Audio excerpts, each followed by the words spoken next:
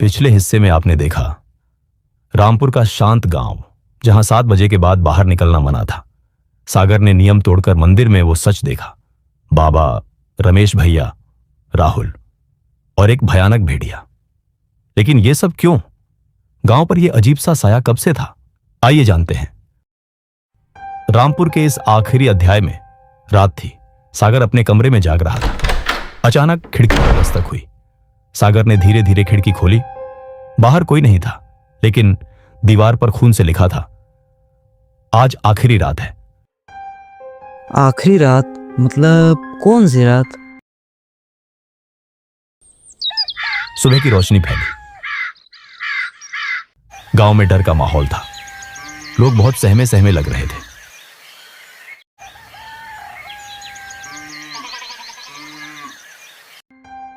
सागर सीधा चाय की टपरी पहुंचा।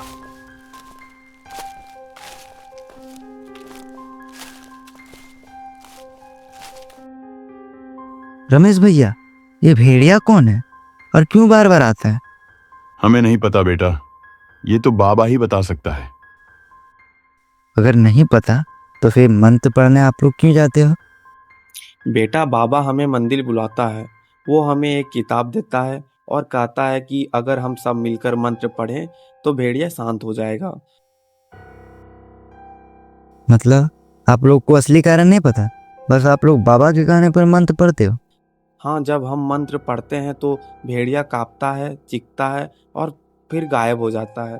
सबका कहना है कि बाबा ही हमें बचाते हैं। सागर को अब शक हुआ। उसने मन ही मन ठान लिया, आज रात वो मंदिर जाकर सच्चाई सामने लाएगा। दिन भर गांव में खामोशी छाई रही। बच्चों की हंसी सुनाई नहीं दी। औरतें कुएं से पानी भरने भी नहीं जा रही थी। हर किसी के चेहरे पर एक ही सवाल था, क्या आज रात भेड़िया फिर आएगा?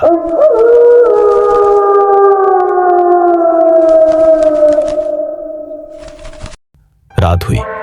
मंदिर की घंटियां बजने लगी। बाबा, राहुल और रमेश इकट्ठा हुए। बाबा ने सबको किताब दी और सब मंत्र पढ़ने लगे। अचानक भेड़िया प्रकट हुआ।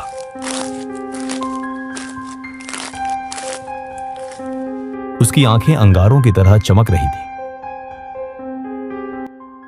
एयू नमः।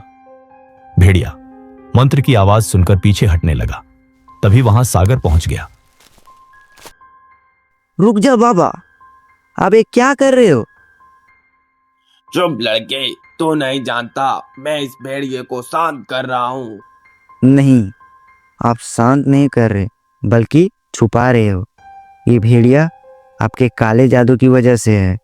हा हा हा हा, सही पहचाना, लेकिन अब देर हो चुकी है। कल पूर्णिमा है और उसके बाद मुझे कोई नहीं रोक पाएगा। सागर चौंका। उसे लगा तो ये खेल बाबा का ही है, लेकिन कैसे? भेड़िया अचानक गायब हो गया। राहुल और रमेश मंत्र पढ़ते रहे। सागर वहां से निकल गया और पूरी रात गायब रहा। अगली रात पूर्णिमा की चांदनी फैली। बाबा मंदिर में मंत्र पढ़ रहा था।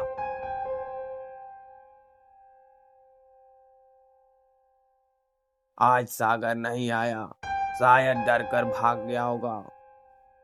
अब मैं भेड़िए की बलि दूंगा और अमर हो जाऊंगा। भेड़िया आया,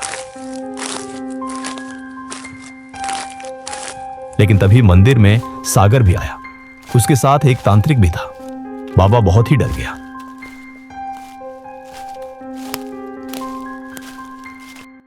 तारानाथ स्वामी, आप?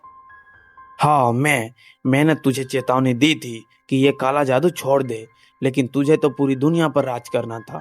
तांत्रिक ने भेड़िए पर मंत्र डाला। भेड़िया कांपने लगा। उसका शरीर बदलने लगा और कुछ ही पलों में वो इंसान बन गया। जा बालक, अब तू मुक्त है। नहीं, मैं अभी मुक्त नहीं हुआ हूं। इसने मुझे अपने जादू से भेड़िया बनाया था। जब तक मैं इसे खत्म न कर दूं, मेरी आत्मा चैन नहीं पाएगी। इतना कहकर उसने फिर से भेड़िए का रूप ले लिया और बाबा पर झपट पड़ा।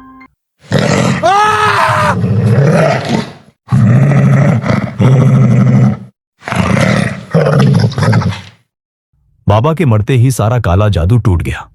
राहुल और रमेश उसके सम्मोहन से बाहर आ गए। अरे बाबा को किसने मारा? इसने, और ये कोई साधारण भेड़िया नहीं था। अरे तुम तो बाबा के छोटे भाई हो ना, लेकिन तुम तो कार एक्सीडेंट में मारे गए थे। नहीं, मैं नहीं मरा था।